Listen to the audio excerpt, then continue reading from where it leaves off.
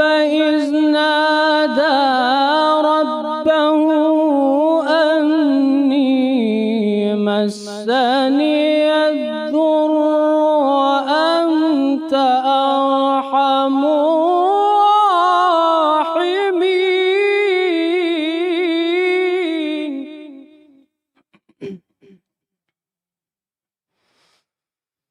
وأنت أرحم الراحمين فاستجبنا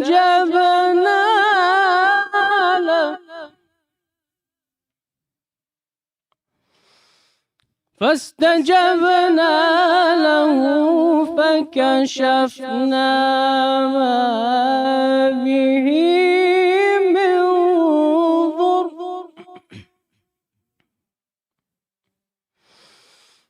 فاستجبنا له فكشفنا ما به من ضر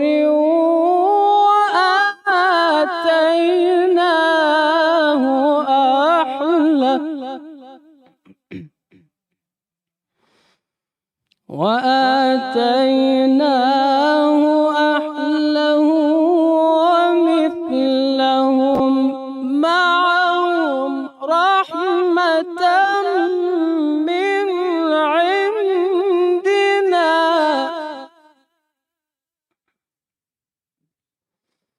رحمة من عندنا وذكرى للعابدين.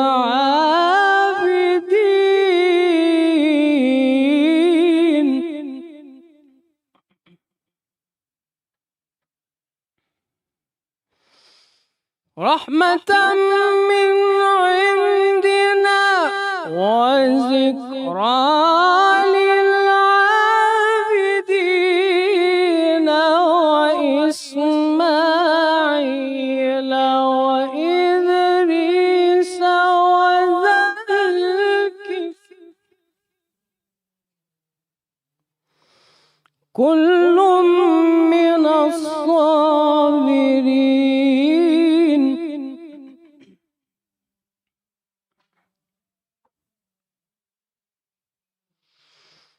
عندنا وذكرى للعابدين وإسماعيل وإدريس وذا الكفل كل من الصابرين.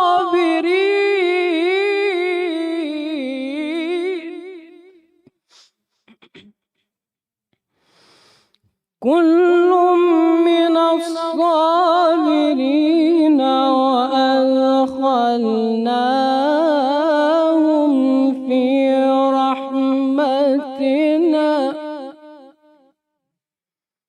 إنهم من الصالحين.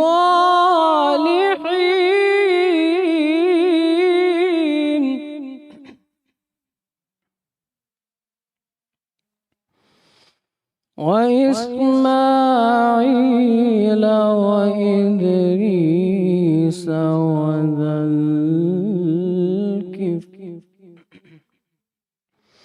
كل من الصابرين.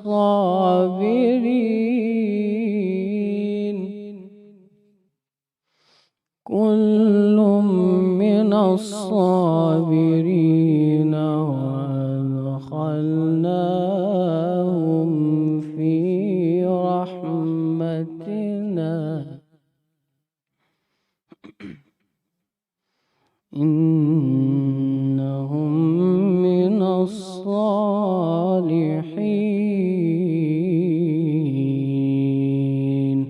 صدق الله العلي العظيم.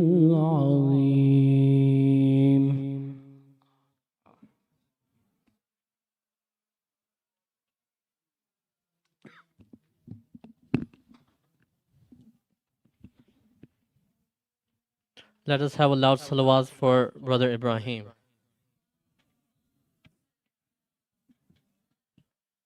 next, I would like to call upon Sister Zahra al-Sahlani for a poem. Let us welcome her with a loud salawat ala Muhammad wa ali Muhammad.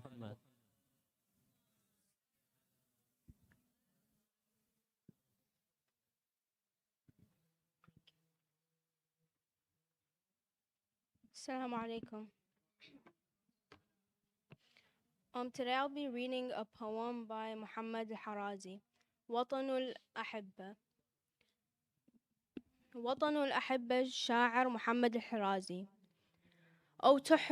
أو تحرق الدار التي عن أهلها من فك ثهر البينات ورتل، أو يلطم وجه الشريف وكم هوى طاها بأمر الله كان يقبل، ويسقطون جنانها لهفي لها وبصدره المسمار حقدا أشكلا، وتقول يا ابن العم يا غوث الأورى، يا من لصارمه وسائق الجوحى،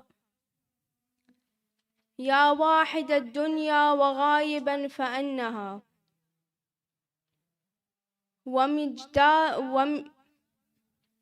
ومجدال الأبطال حيث تجدلا،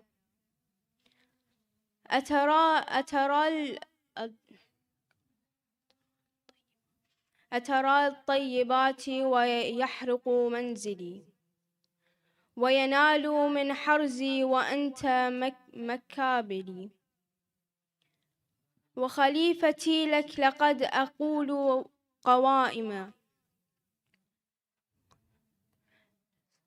لسوى يا ابن الخير، لسوى يا ابن الخير وقد أنحل، بمن العزاء، بمن العزاء ومن سواك لي الحمال، بمن العزاء ومن سواك لي الحمال.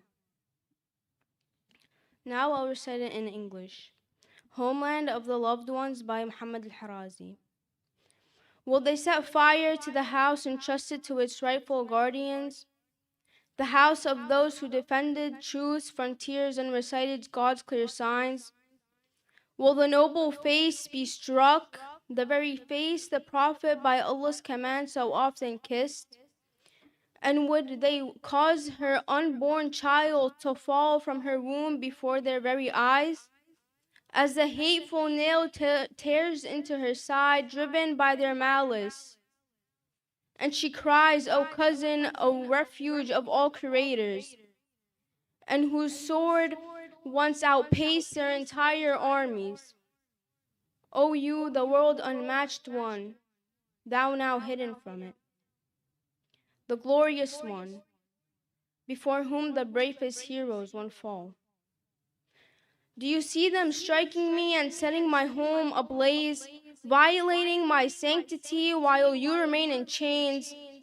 And yet, even though this, the pillars of faith will stand, though I have grown frail, O Son of goodness. In whom do I find solace? And whom besides you is my refuge? In whom do I find solace? And who but you protects me?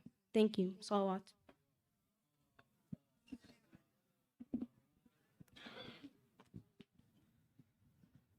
Thank you for that poem. Let us have a loud salawat for Sister Zahra. As you brothers and sisters know, that the center is trying to construct a Zahra Hall right next to the main building. So whatever you can, be it $5, $10, 15, 20, 100, whatever you can, please try to donate so we can have another facility for the center to accommodate the community. The second announcement that we have, there's a career fair that is coming up on December 7th, Sunday, 2 p.m. And those of you who are interested can reach out, and inshallah, you will be beneficial if you are a mentor and want to register as a mentor to help the community, or if you are a student who is looking for in the careers, you will be able to inshallah benefit from this program. It's on December 7th, Sunday at 2 p.m. And as you leave the conference room, please make sure that you have no belongings left in the back. Please clean up after yourselves. And if you have any questions, Sayyid is here even after the program to answer any questions. If you would like to discuss anything with him, he is available after the program. And if you would like to have a discussion with him, he is also here before the program as well. So whatever is convenient for you, whatever timing, Sayyid is here, and inshallah he will be able to respond to your questions. Without further ado, I would like to call upon Hujjatul Islam wal Muslimin, Sayyid Abbas Razavian, to address our community and enlighten us with wisdom. Let us welcome him with three loud salawat ala Muhammad wa ali Muhammad.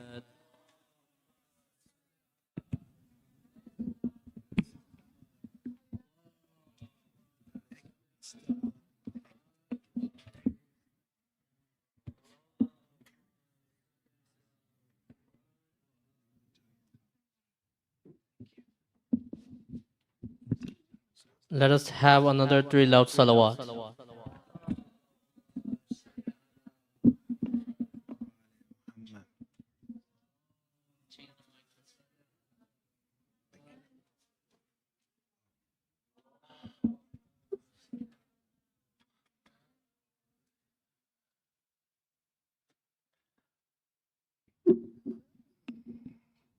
أعوذ بالله من الشيطان الرجيم بسم الله الرحمن الرحيم الحمد لله رب العالمين والصلاة والسلام على أشرف الأنبياء والمرسلين سيدنا ومولانا أبي القاسم المصطفى محمد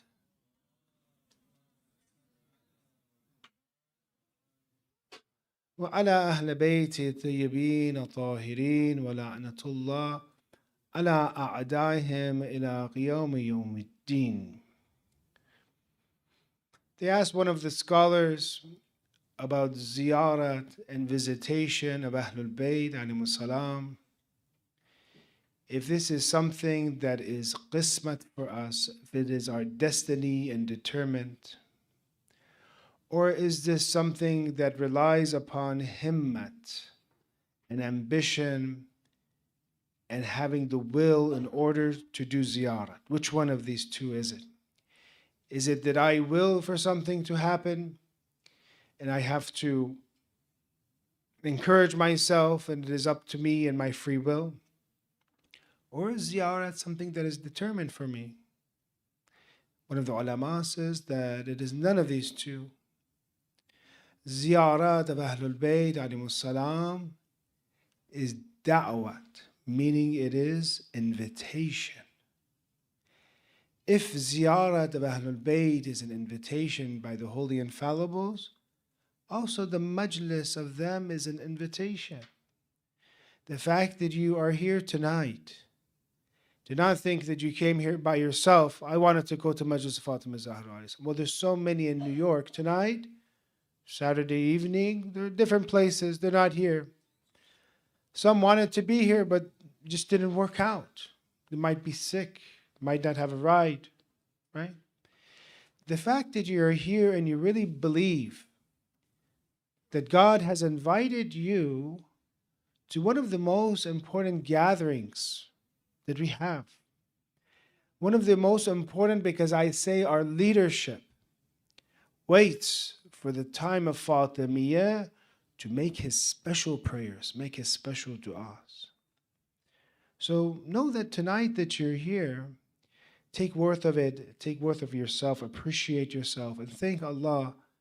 Obviously not because of my lecture or my speech. No, I'm just going to be hopefully reciting a few verses of Quran, a few narrations. But the fact that you're invited here means that half of those du'as that you already wanted to be answered are already half the way you've come. Because if Allah didn't want to answer your prayers, He wouldn't bring you to Majlis of Sayyidah Fatima alayhi salam to refuse your prayers. Would not have you come in the first place? So half of it is already here. The fact that you're invited, the fact that you came here. And this is for all of us, the speaker, the audience. Everyone has a sam, the sister who recite poetry, brother recite Quran, the brothers who are volunteers. Everyone has a sam and everyone has a portion in this majlis that is so full of light, and full of salvation for us. Remember last night that tradition I ended with? The narrator was Musa ibn al-Qasim. The book was Al-Kafi. And he did not do tawaf for Sayyidah Fatima specifically on one day. He did it for the other imams. He did it for the Prophet, the other imams. He made a specific intention. But Sayyidah Fatima, he says, Rabbima atuf, Rabbima lam atuf. Some days I would do the tawaf for her and give his gift to her, but sometimes I wouldn't. And Imam Jawad alayhi salam said a secret, revealed a secret for us, and said, Istakthir min hadha. Do this abundantly for Sayyidah Fatima. فَإِنَّهُ أَفْضَلُ مِمَّا أَنْتَ عَامِلُهُ إِنشَاءَ. This is better than other things. This is the best thing to do. The best intention is for Sayyidah Fatima alayhi salam. So therefore, there's a level of mystery when it comes to this holy lady. Just as her grave is mysterious for us, her worth is mysterious for us. I'm going to share another tradition that shows the effect of love of Sayyidah Fatima to Zahra and how it is linked with your salvation. And if you want to be freed from the hellfire, if you want Allah to love you, then approach Allah through the love of Sayyidah Fatima alayhi salam. This is a skill that you learn. Many of us, because we're raised in the West, we didn't have that opportunity as some of our parents did to go to these very great and awesome majalis and great reciters where we learn the mannerisms and the adabs of being a khadim of Ahlul Bayt and being a servant of Ahlul Bayt. Being able to cry for them is a skill. Being able to cry for them is something you work for. Say, I come to the majlis and say, maybe Allah will accept me as one of the mourners of Sayyidah Fatima alayhi salam. So in the narration, it is mentioned that the Prophet tells Salman, Ya Salman, man ahabba Fatima, fahuwa fil jannah ma'i. Salman, whoever loves Fatima alayhi salam is with me in heaven. وَمَنْ أَبْغَضَهَا فَهُوَ فِي النَّارِ. She separates because of whoever loves her is with the Prophet, whoever hates her is with the enemies. But this is the part that I want to say. Ya Salman, Hubba Fatima yanfa'u fi mi'a mi'an mawatin. 100 places the love of Fatima alayhi salam will benefit you. 100 places. This love that you have for Sayyidah Fatima, it will help you 100 places. What's the easiest of these places?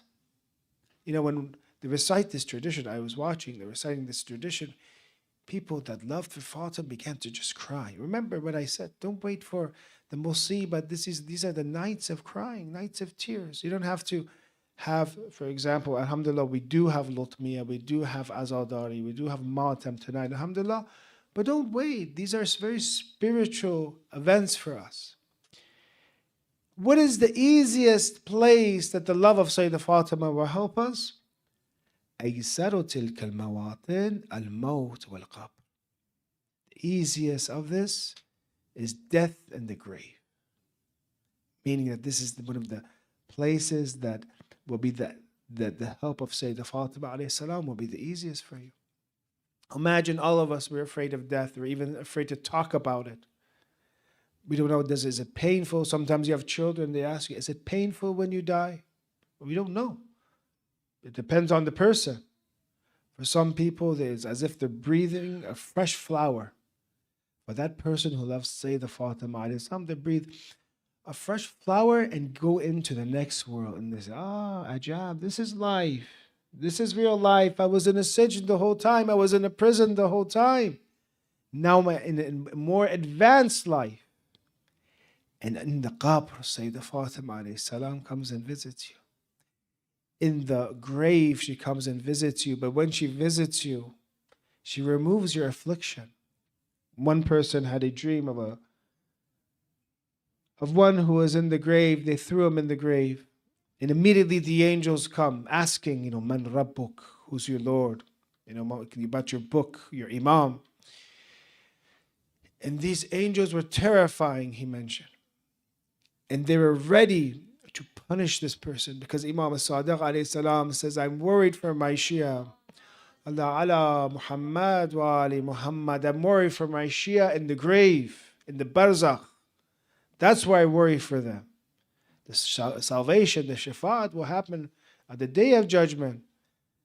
If you want more information about the grave and what will happen, look at the book Manazilul Akhira of Sheikh Abbas Qumi. He says there's different stations. There's 50 different stations in the day of judgment. The first stage is death. Then it's barzakh.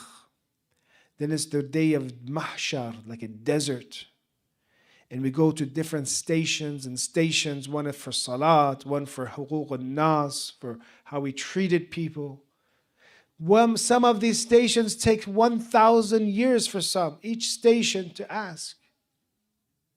But therefore, you see, when Sayyidah Fatima alayhi salam in this dream, this person saw Amir al-Mu'mineen alayhi salam, he was in the grave, and he was getting ready to be punished, and he saw Ali alayhi salam came and visited him. And immediately the angels that were going to punish this person turned away, left. This person saw Amir al-Mu'mineen and says, now where are you going? Do not leave me. In the dream he mentioned to him that you cannot be with me because you didn't live like me. But he helped him in the punishment. So Sayyidah Fatima comes to the qabr. Sayyidah Fatima comes during death time, and that is one of the first, and the tradition says, when you die, one of the first things you see is Ahlul Bayt alayhimus salam. وَمَنْ يَمُوتِ يَرَنِي is the hadith. And whoever dies sees me. And the poet says, I wish I had 1,000 deaths a day so that I could see Amir al-Mu'mineen 1,000 times. Recite Salawat ala Muhammad wa ali Muhammad wa ajal fajr. Salla ala Muhammad wa ali Muhammad. The discussion that we have for us is I really like when I address the youth to try to teach the youth skills that they need for themselves. We need life skills. What are these skills? If you do not know how to do something in life, you will fail or make the wrong decision. A lot of times they ask me, for example, marriage. I'm 20, I want to get married. I say maybe biologically a lot of you are ready for marriage, but when it comes to responsibility, when it comes to bulugh in your minds and your experience, you're not ready for marriage yet. I was explaining this in one of the youth groups. I said, can you guys order pizza? And they're saying, how do you do that? How do you order pizza? So you just get the app, call them, count the people. How many people, for example, imagine one night, our du'as, one night they give us all pizza, for example. How many right now? I order maybe 10 large pepperoni pizzas for you, halal pepperoni pizzas. Don't get scared. So that's how you order. You have to have skills in life. In Western culture today, they want you to just study all the time, books after class. And I'm not saying to ditch school tomorrow, but that's what they expect until 25, 26. You don't even know how to do anything. That's how life is today. But this was not how life was, say, 50 years ago, 100 years ago, and before. That young person would know how to provide for himself, would know how to protect the family. Because even though I'm not saying education is very important, and we want you to have the best education, but there should also be a balance that as you, as male, for example, the men, they want to lead a family, you should have skills. You should know how to manage a family. And a lady is going to be a mother that is going to be the head, for example, of the affairs in the house. That she also has to know how to cope with challenges and have skills, for example, how to control her anger, how to, for example, make the right decision. But yet we grow up just reading books all the time and studying, but we're not raised with maturing. So as part of this presentations, my intention when I was thinking what to say to the youth is how can I help you out so that in your world you become more successful? Well, one of these topics is decision making. How can I make a correct decision? How many decisions do you make a day? These are usually small decisions. For example, did you make a decision to come here? Did you make a decision to drive? Did you make a decision to get Uber or take the subway, right? You made a decision what clothes to wear, for example. You were black for say the Fatimiyya salam. Made the decision, should I comb my hair or not, for example? Should I make my beard look really good and, for example, in a way that I look very masculine, for example, to show off or not to show off? A little thing, even aqiq. Should I wear this ring or not?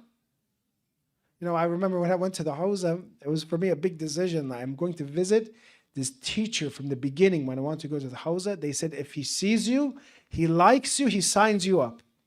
If he doesn't like you, you're gone. Just by looking at you. I was nervous. I was like, he's going to read my mind. What is he going to do? So I said, it was a decision. I said, should I wear a ring or should I not? If I wear the ring, it has benefit. But if I wear the ring, maybe he thinks I'm showing off.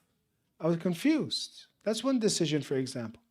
So the average person, you know, you can look it up. I did look it up. Makes about 30,000 decisions a day. Right now, should I scratch my beard? You can count how many decisions, for example. Should I listen to Sayyid? Should I talk to the person next to him? All these are little decisions. But what we're going to talk about tonight is the very important decisions. How can I be successful? How can I be a good decision maker? We even have some who can't make a decision. Did you ever go with such people out? And you don't know, should I get the smash burger? Should I get the regular burger? Should I get cheese with it? Should I be in a croissant, for example? They can't make up their mind. So some people, that's something trivial. But when it comes to marriage, for example, they consult everyone, everything. They do istikhara, then they do another istikhara to negate that istikhara. They don't know how to make up their mind. And it is a hard decision. It's not easy. You don't just go, oh, okay, you're Muslim, you're Shia, okay, let's get married. It's not like that. Maybe 1,400 years ago, life was simple. Marriage was, but today life is complicated. So therefore, how can I make a correct decision? I want you to think, you know, we mentioned this, some business people, CEOs, only make 3 decisions a year. 3 decisions a year, and they're billionaires. Why? Because I want to buy this company or I want to sell this company. They're investors. If they're in Manhattan, I don't know where they are, but we'll buy this company or not. Those 3 decisions will make them a fortune or not, right? So therefore, can we get guidance from, say, Islamic principles in order to make a correct decision? Let me tell you about this first. When it comes to decision making, there are 4 ways to make a decision. And you tell me which one of these 4 is correct. The first way is emotional. Emotional. For example, somebody comes and tells Sayyid, you're a terrible speaker. I hated your speech.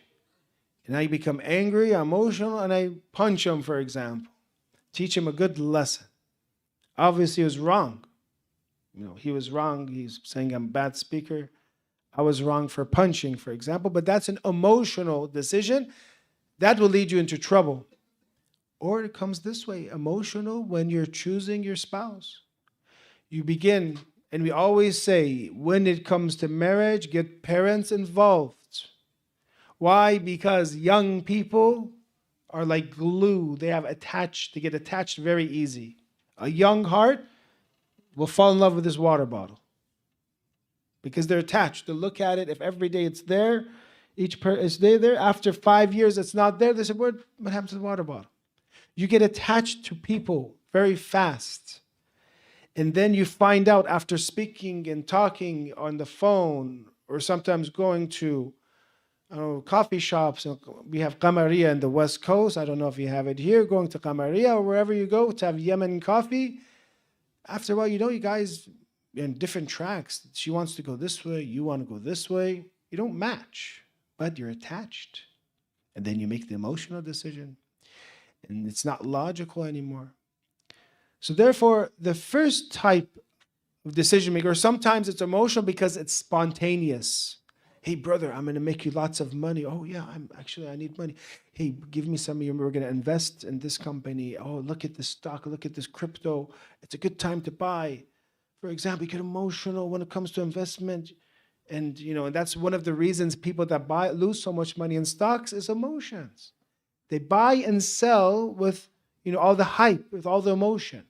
But the one who actually looks at the financials and analyzes and studies and makes a correct decision, they will make, and they put a limit. They say if it reaches this, they get technical with it too. There's a better chance that they will make money when it comes to investments.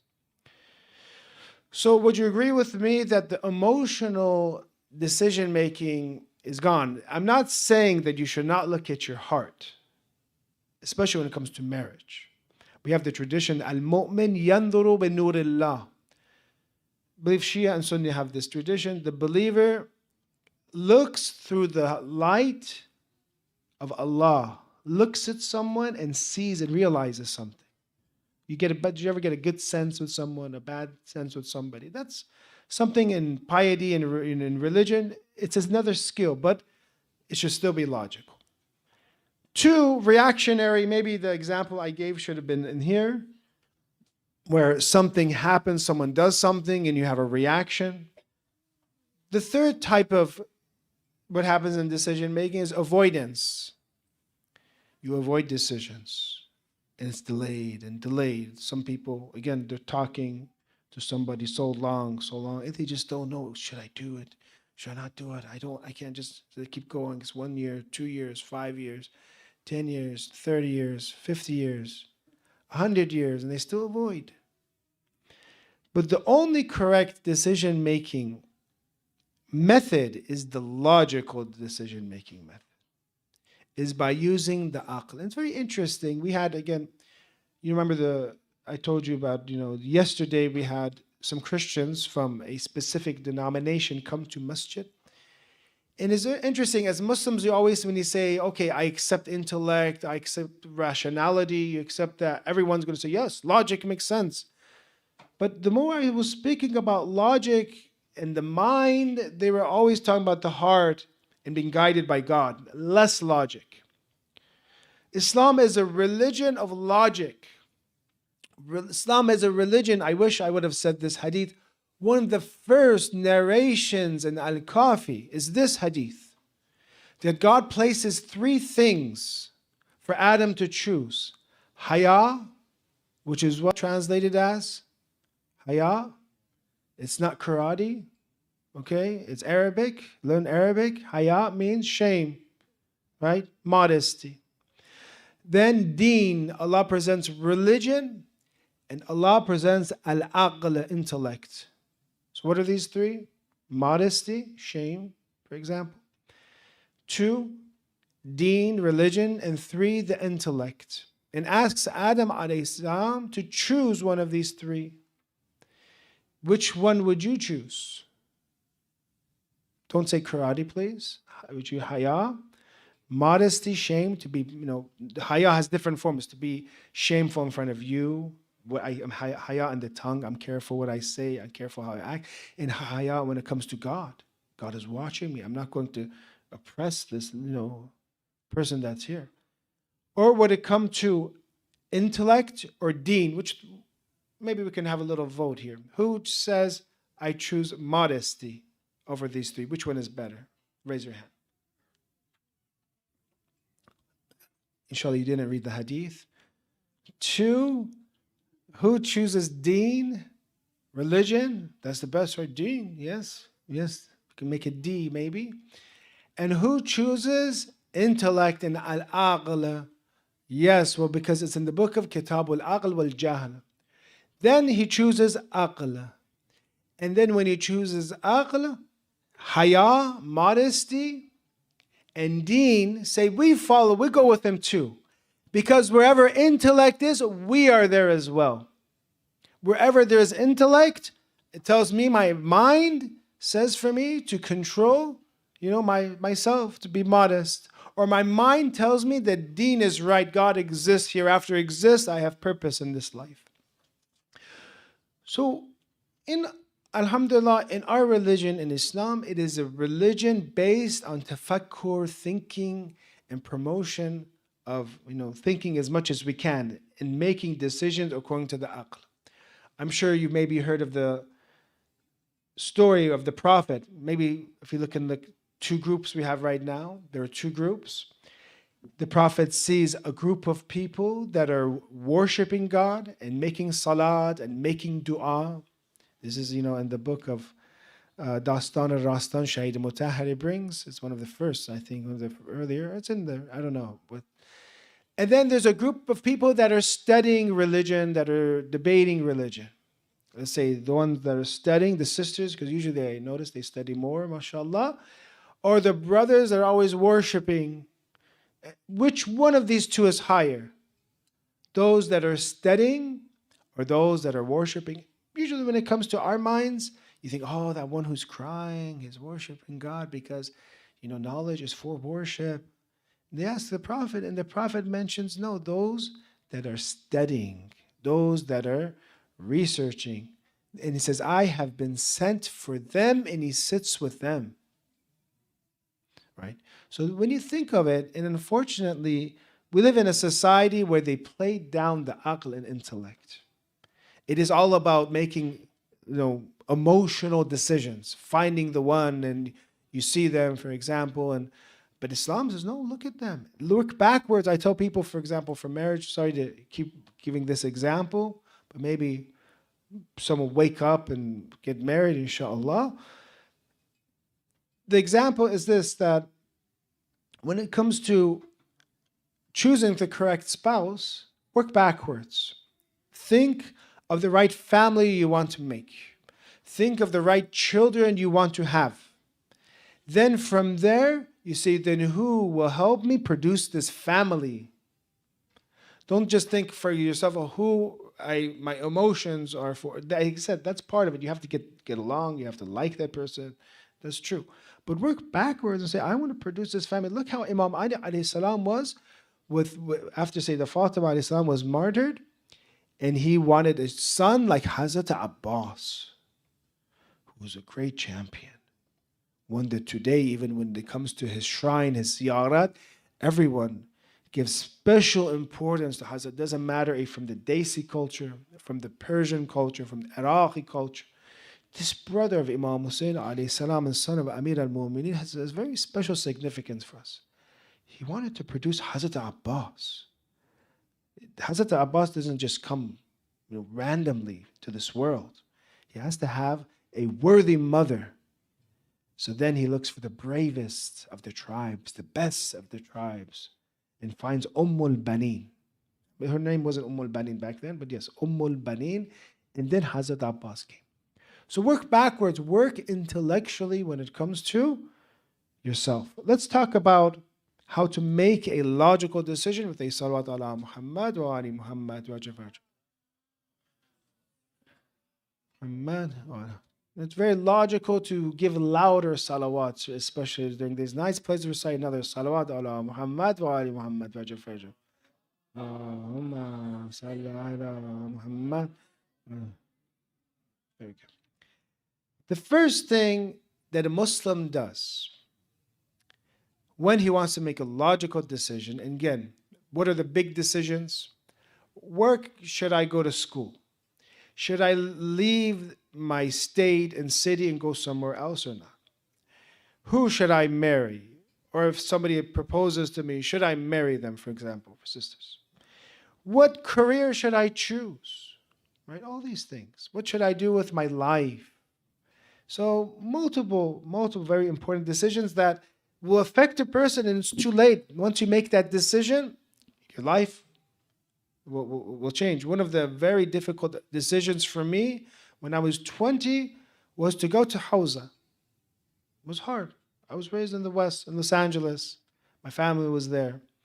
But I made the decision. I said, you know what? I studied university. I graduated a little bit earlier. I said, let me study 4 months, 5 months. And it was hard. to go to a completely different, one who's driving his car all the time, one who's now taking the bus, with being smashed like a smash burger inside the bus every day. And the bus closes on you, your leg one day, when sometimes closes on your arm one day, and it's hard. Take 1 hour, for example, to come home. So this was a big decision. And this is something that changes my life because it affects my family, affects myself. So these opportunities that you have, once in a while, you have to make a very, changing one that will affect you, your akhirat, your life immensely. Then you have to come to these notes that hopefully you're writing or you're paying attention, is to how can I make a logical decision? One is this: look at your intention. First thing, intention, niyyah. In Quran al-Hikam, Imam Ali alayhi salam mentions, an-niyya asasul amal. The pillar of action is intention. Look at my intention. For example, marriage. Why do I want to get married? Why do I want to get married with this person? Is it because they're very wealthy? Is it because they're a doctor, they're a surgeon? Is it because of, different reasons, the dunya? Is it, or maybe because of the akhirat, their deen? When Amir al-Mu'mineen alayhi salam was married to Sayyidah Fatima alayhi salam, Imam Ali alayhi salam was asked about Sayyidah Fatima and mentions ni'mal aun ila or ala ta'atillah. She is the best helper in the obedience of Allah. What maqam does Sayyidah Fatima alayhi salam have that she is the helper of Amir al-Mu'mineen, the one, if you put all of Iman in one hand of the world, and the Iman of Imam Ali alayhi salam, his faith on the other, his faith would outweigh everyone else's faith. So therefore, niyyah is important. Career, for example, it's good. Maybe you want to make lots of money, that's good. You can help pay homes, help your society, help people. That's good. We need to be strong economically, financially. We need to have economic power. Very good. But what if that job that I'm going to do, that career, I'm going to be doing things that are haram all the time? Something as small as sometimes, contact. I might have physical contact with the other gender all the time. There's no way for me to do my salat. Or maybe, for example, I'm going to go into a field that's not allowed. It says, do not go into this field. Not every job is halal, right? Maybe there's a lot of money in having a store, for example, a business deal you want to have, but you have to sell liquor. You have to sell alcohol. And the traditions talk about any type of help of alcohol is not allowed, storing it, selling it, transporting it. Any type of help of alcohol, even to the non-Muslim, is not allowed.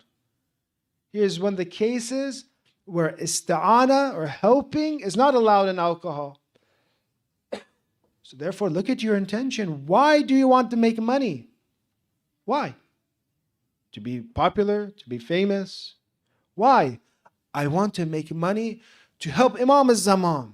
I want, for example, to produce jobs to help the Shia of Amir al-Mu'mineen alayhi salam, and we can have a strong, a great foothold in this country. We can have strong economic power in the world, because I know the Imam of the age, when he comes, he needs help. He needs power. He needs defensive capabilities, power. He needs economic power. And I want my Imam to come, so therefore I'm preparing the world for him to come. What kind of intention is that? Or I want to be rich myself. I want to have an easy life.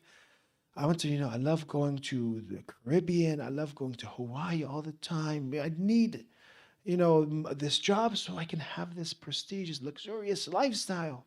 So what is the difference? What is your intention? Many that go into the medical field later on realize it's not for sure. It's not about money. The medical field is very difficult. That you have to, be on your feet and see sick people, sometimes sick children all the time. I know of a doctor who recently, in Southern California, he had the opportunity as a surgeon, ER doctor. He's already married, by the way. Going to Gaza and practicing medicine this summer during all the bombardment. This intention shows itself here because he himself said, we applied, and I did not think, because he's Lebanese, he did not think that he would be accepted, but they accepted him, and he went in. Half the doctors didn't. And he describes as a doctor how he was performing surgery and, sacrificing his own life. Sometimes there'd be shrapnel flying, and he's intense. And they would not allow the patients to die. They would not leave them. Sometimes he said that, unfortunately, because of lack of oxygen, they would die. Children, oxygen ran out.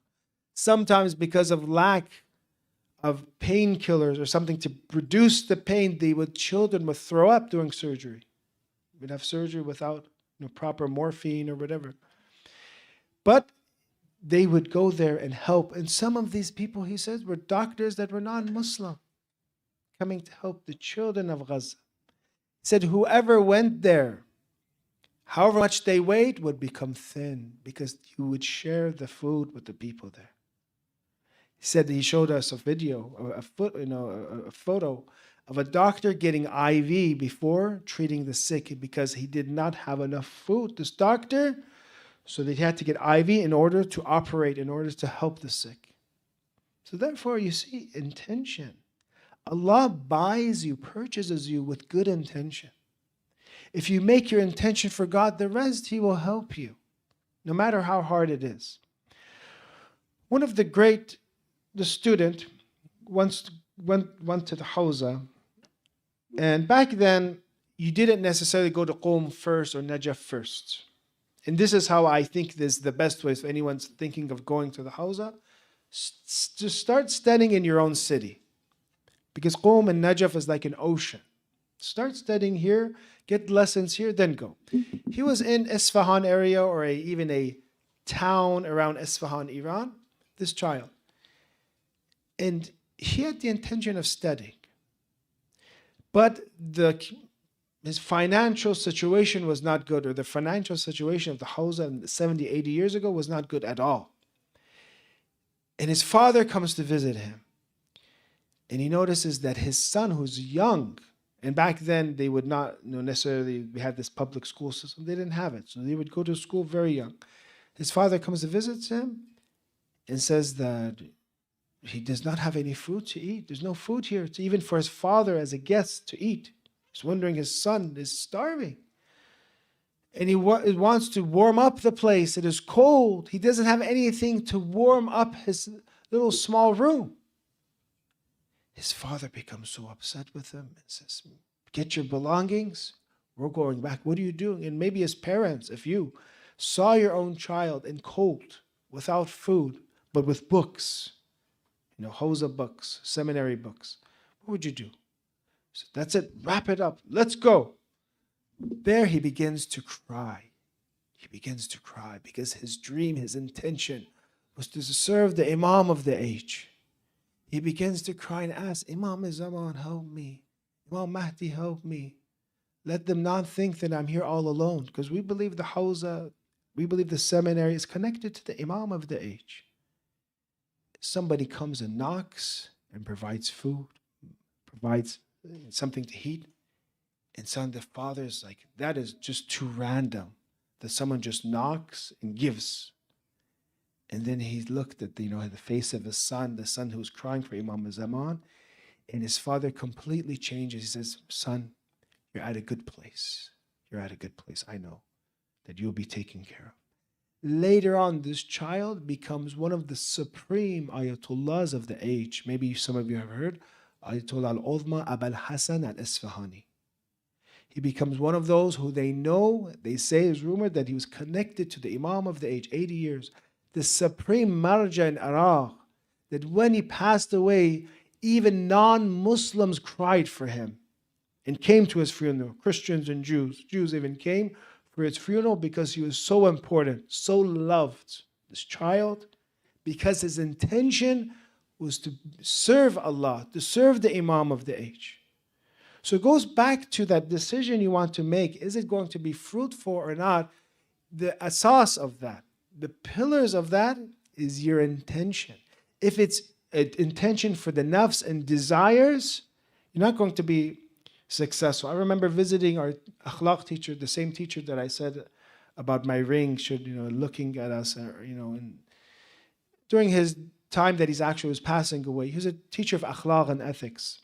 And a lot of the scholars would bring their grandchildren, the big maraja and stuff, they would have their grandchildren or study under him.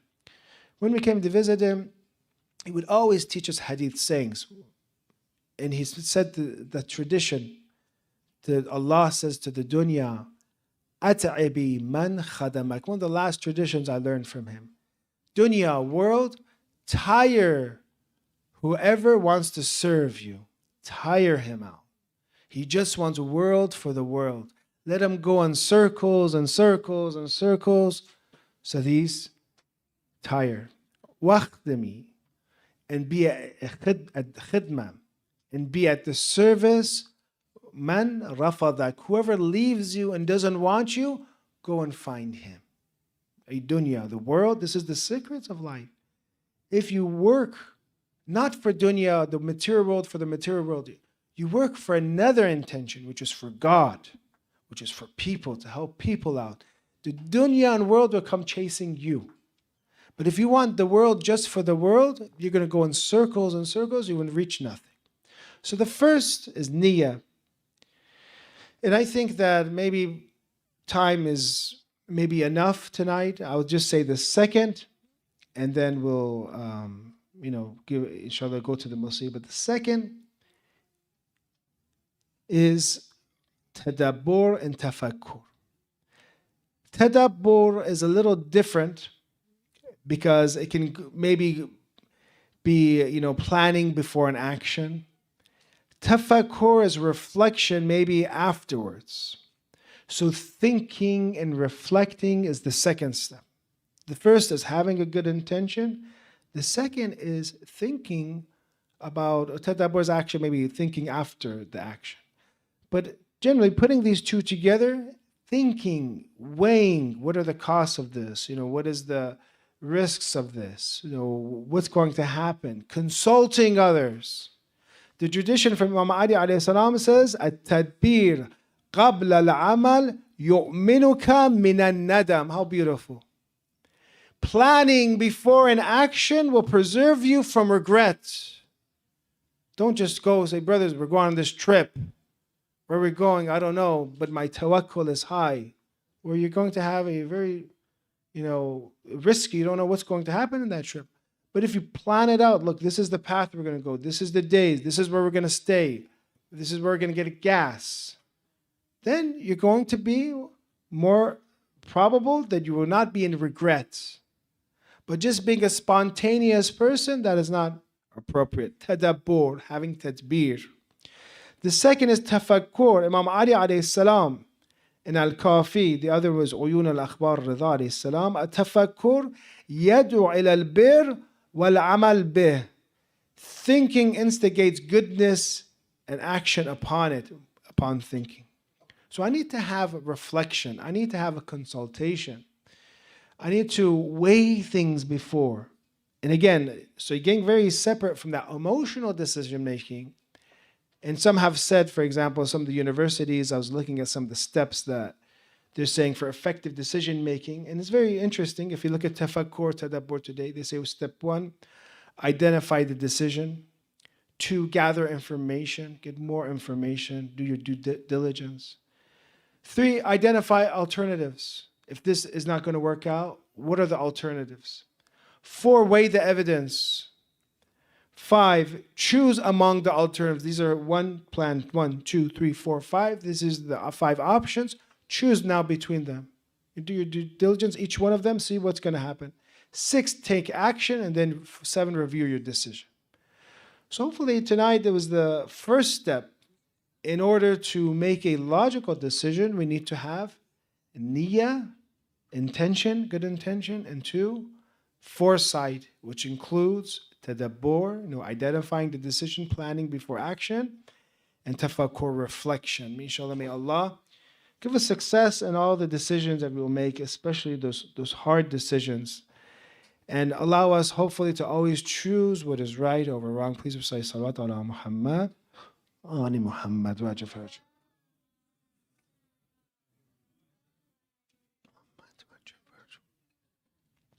If we can dim the lights and we can turn on the echo.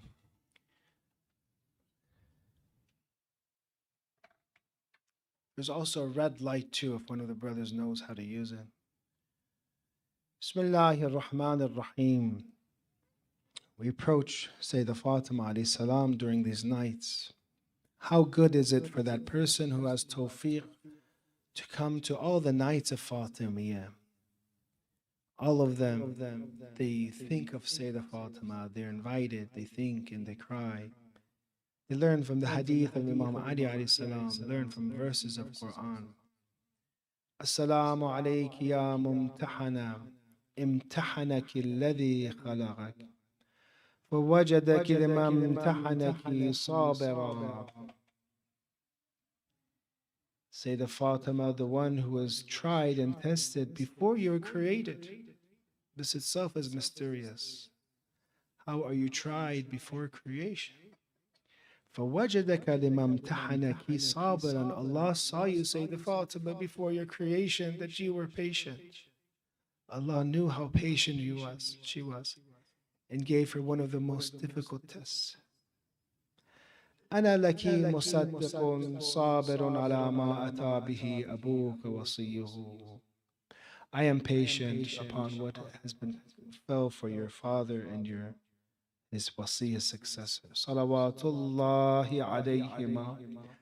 وأنا أسألك إن كنت صدقتك إلا ألحقتني بالتصديق لهما لتصر نفسي وأشهد أني ظاهر بولايتك وولاية آل بيتك صلوات الله عليهم أجمعين.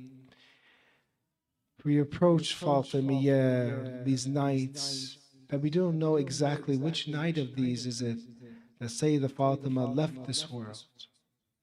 But we know that this was the difficult test of Imam Ali alayhi salam.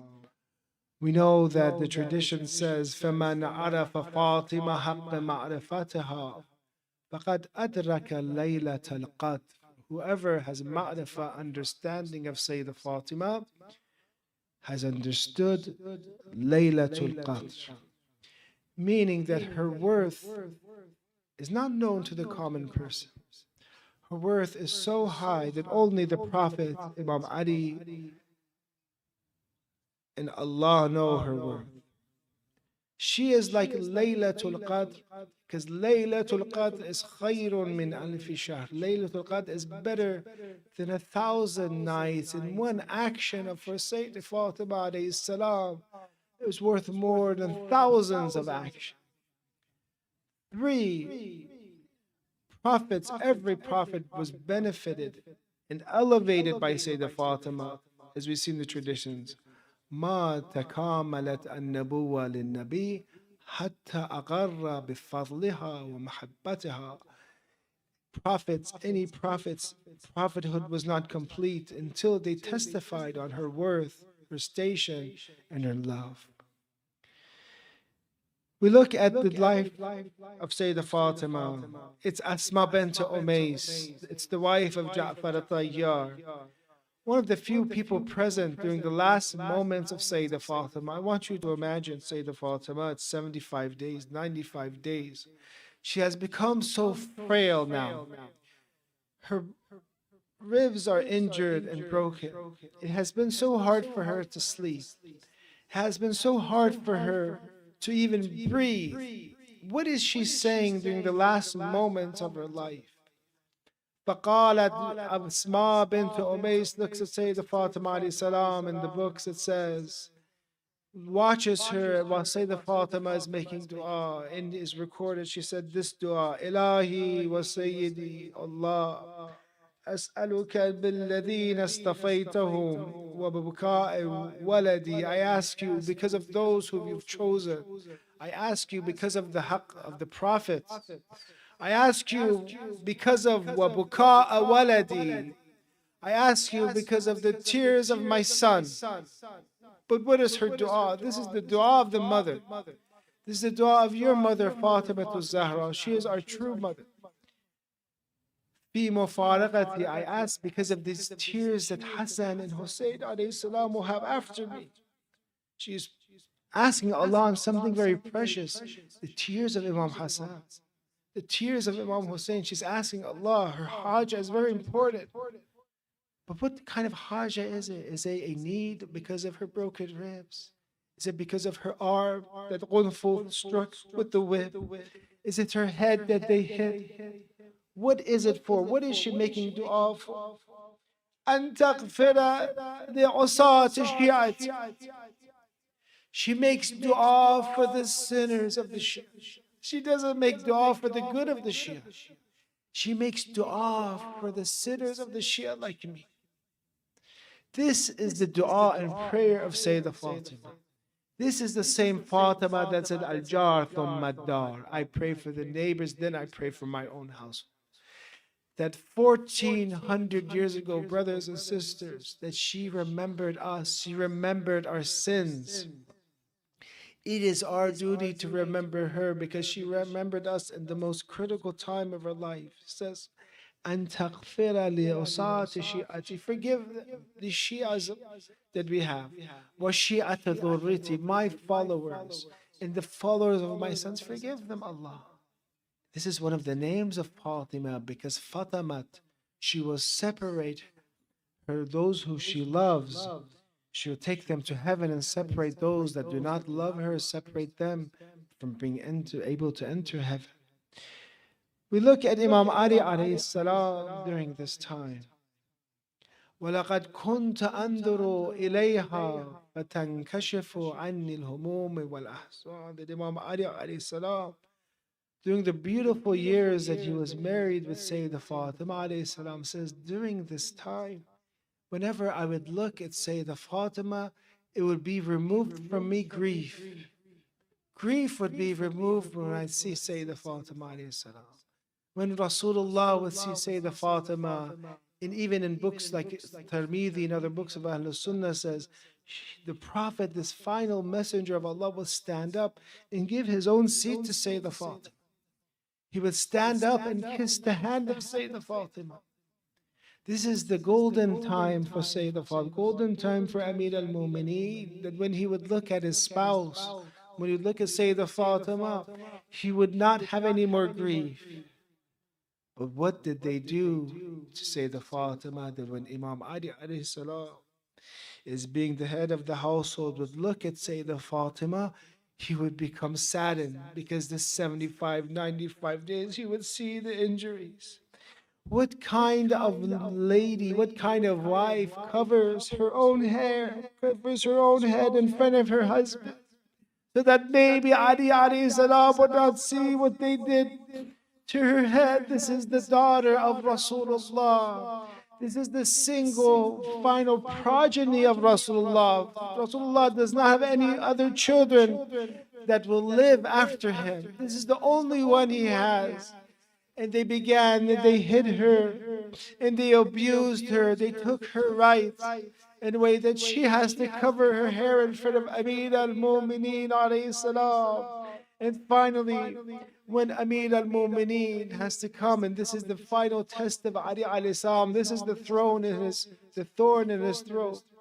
He comes forward to bury Sayyidah Fatima alayhi salam. He comes forward and they see that Amir al-Mu'mineen is saying to Rasulullah that I'm giving back your trust. Or in some ibara has Uqtusilat Fatima, meaning that they snatched away Fatima from me. They took Fatima away from me. It's not that Imam Ali gave her willingly back, that they stole Fatima to Zahra from me. He puts his hands in the grave. What did you go through, Amir al-Mu'mineen alayhi salam? During you can see behind me in such a night where she said, "Dafinni bil-layl, qassilni bil-layl, wa la tu'lim ahadan." Do not tell anybody, Ali alayhi salam, because I detest the men of Medina. Do not tell anyone. Bury me at night. Do not tell anyone. And you see in the picture behind me, Imam Hassan, Imam Hussein. What a funeral this is for the best of ladies, for the daughter of Rasulullah. Only a handful of people were present. Salman is present, Miqdad is present, Pastor Abu Dhar is present. Only a handful of people, very madloom. Imam Ali alayhi salam was putting her in the grave while he's wiping his face from tears and saying that to Rasulullah, don't ask me what happened to her. Ask her yourself, Rasulullah. Ask her yourself to see what happened to Fatima to Zahra, what your ummah has done to her. وسيعلم الذين ظلموا أي منقلب ينقلبون إنا لله إنا إليه راجعون. ماتم for Sayyida Fatima عليه السلام. التماس الدعاء إن شاء الله. تفضل.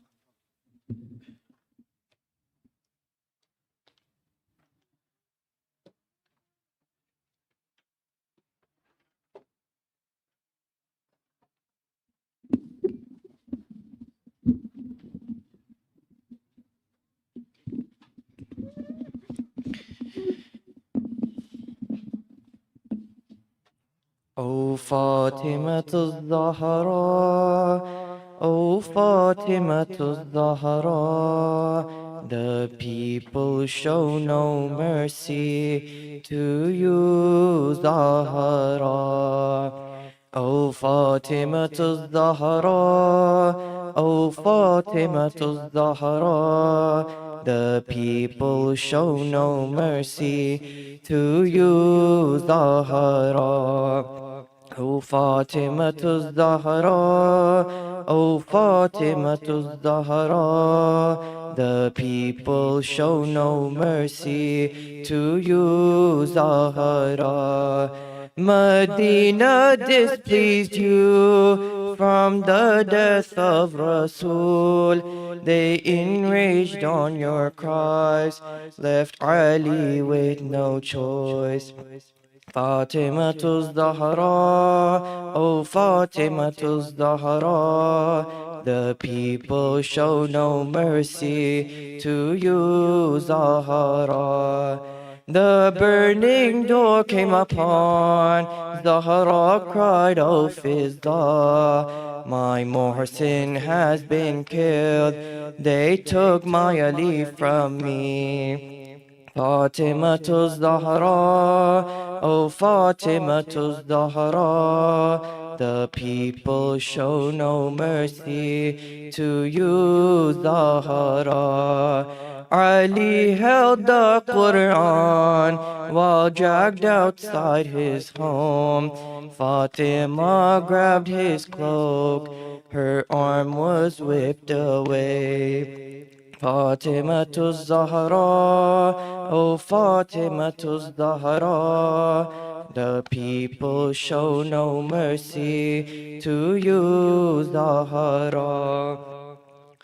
From when her ribs were struck to when she'd leave Hussein, she spread Ali's message, though people sighed away. O Fatima Zahra, O Fatima Zahra, the people show no mercy to you, Zahra. From when her ribs were struck to when she'd leave Hussein, she spread Ali's message, though people sighed away.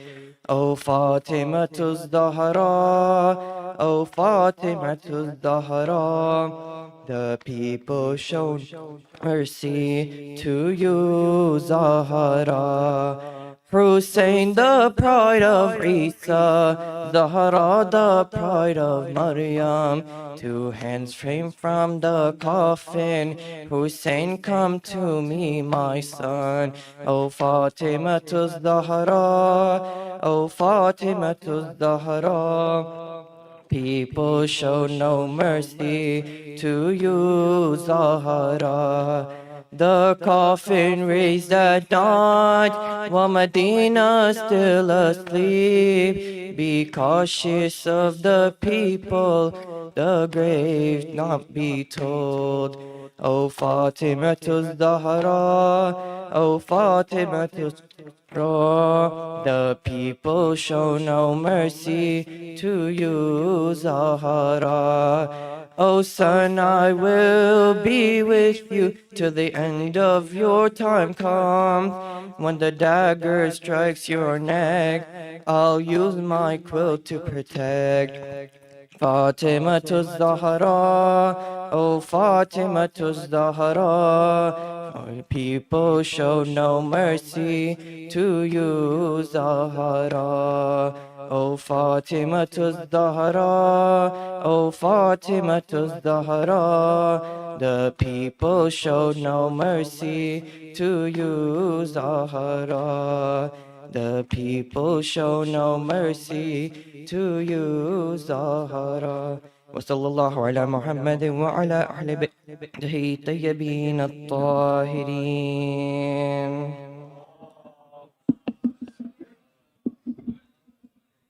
الديارة. اللهم صل على محمد وآل محمد.